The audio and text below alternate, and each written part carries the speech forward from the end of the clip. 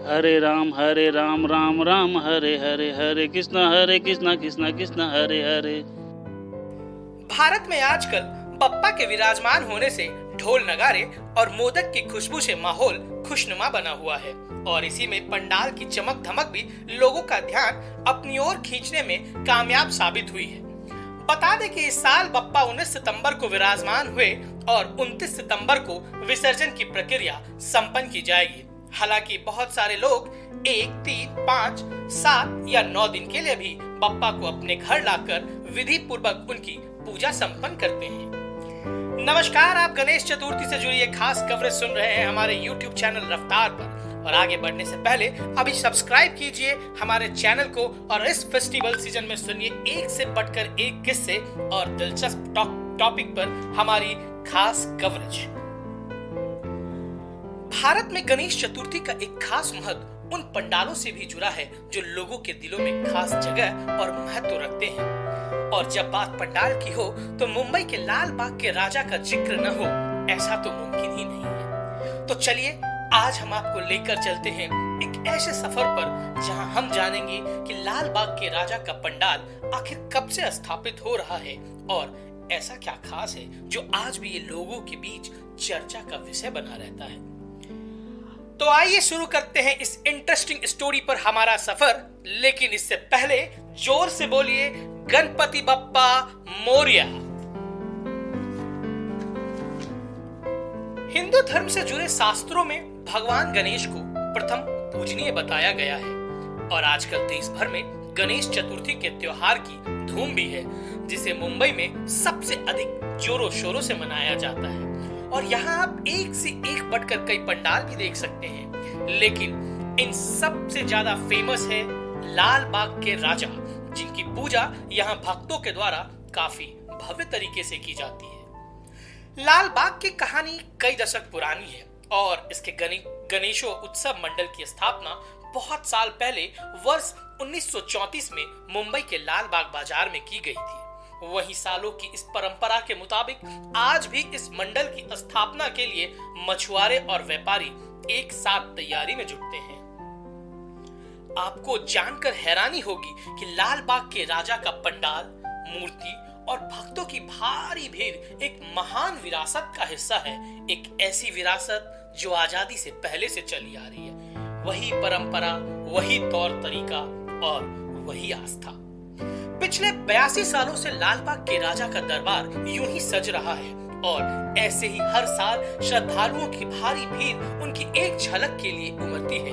वक्त के साथ बाहरी सजावट भले ही बदल गई हो, लेकिन आस्था का वो सुंदर रूप आज भी कायम है जो इसकी स्थापना के समय था। ऐसा बताया जाता है कि लाल बाग का दरबार सजाने वाले सार्वजनिक गणेशोत्सव मंडल की स्थापना सन 1934 में हुई थी। उस वक्त मुंबई के दादर और परेल से सटा लालबाग इलाका मीलों से पटा हुआ था। इस इलाके में मिल मजदूर, छोटे मोटे दुकानदार और मछुआरे रहा करते थे। 1932 में यहाँ के पेरू चौल बंद हो जाने से मछुआरों और दुकानदारों की कमाई का जरिया बंद हो गया था और वो खुले में सामान बेचने को मजबूर थे।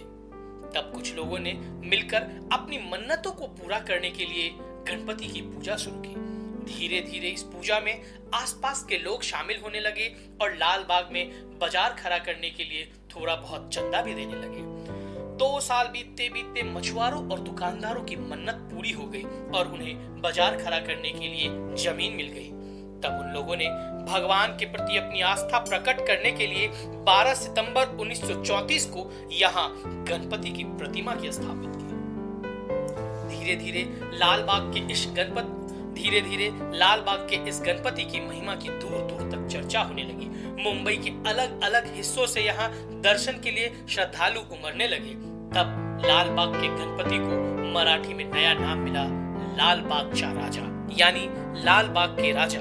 और सचमुच यहाँ के गणपति की शान किसी राजा से कम नहीं। यही वजह है कि सन 1934 के बाद भी हर साल यहाँ एक नए गणपति की प्रतिमा स्थापित होने लगी।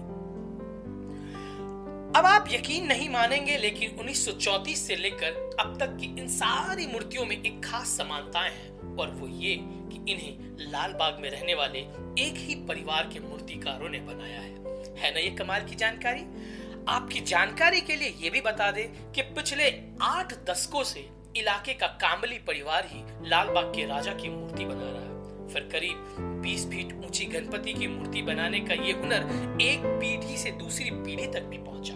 फिलहाल इस परिवार की तीसरी पीढ़ी ये काम कर रही है। यहाँ भी एक खास कहानी बताई जाती है कि इनमें कांबली परिवार के सबसे बुजुर्ग शख्स 73 साल के रत्नाकर कांबली हैं, जिन्होंने अपने पिता से यह हुनर सीखा था। रत्नाकर के पिता पहले महाराष्ट्र में घूम घूम कर मूर्तियां बनाते थे, लेकिन एक बार वो लालबाग पहुंचे और उसके बाद फिर वो यहीं के होकर रह गए। ऐसे में आज हालात ये हैं कि आज इस परिवार के सहयोग के बिना लालबाग के राजा के दरबार की कल्पना भी नहीं की जा सकती। ऐसा भी नहीं कहा जा सकता कि यहाँ के महानता के पीछे सिर्फ मूर्ति की भव्यता है, क्योंकि लालबाग मंडल ने अपने गणपति को अहम बनाने के लिए समाज कल्याण से जुड़े कई काम किए हैं। ऐसे में बात चाहे देश के बंटवारे में हुए बेघर लोगों की मदद की हो, या फिर 1959 में बिहार में बाढ़ से मची तबाही की, या फिर 1962 और 65 का युद्ध हो, हर मुश्किल घड़ी में इस पंडाल ने आर्थिक मदद की और ये सिलसिला किसी न किसी तरीके से अभी तक जारी है। इस साल यहाँ की भव्य गणेश चतुर्थी उत्सव के 90 साल पूरे हो चुके हैं और मुंबई वासी अब तक 1934 से शुरू हुए लालबाग के राजा के साथ महाराष्ट्र के इस उत्सव का आनंद ले रहे हैं।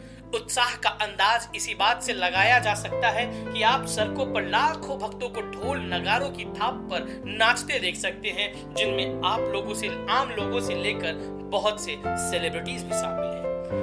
मगर हर खूबसूरत पल को विराम देने और दोबारा बप्पा के आगमन की आस में 10 दिनों तक चलने वाला गणेश उत्सव का समापन भी बहुत ही शानदार तरीके से होता है। शहर के चारों ओर से हजारों के वीर गणपति बप्पा मोरिया पुरचिया वर्षी लौकरिया, यानी कि हे भगवान गणेश अगले वर्ष आप जल्दी लौटना बोलकर उनकी विदाई का हिस्सा बनते हैं। अनंत चतुर्दशी 10 दिवसीय गणेश चतुर्थी उत्सव का अंतिम दिन बताया जाता है, जहां भक्त मूर्ति को विसर्जित करने के लिए एक साथ इकट्ठा होते हैं और बप्पा का आशीर्वाद लेकर उनको विदा करते हैं। गौरतलब है कि इस साल अनंत चतुर्दशी 28 सितंबर को मनाई जाएगी।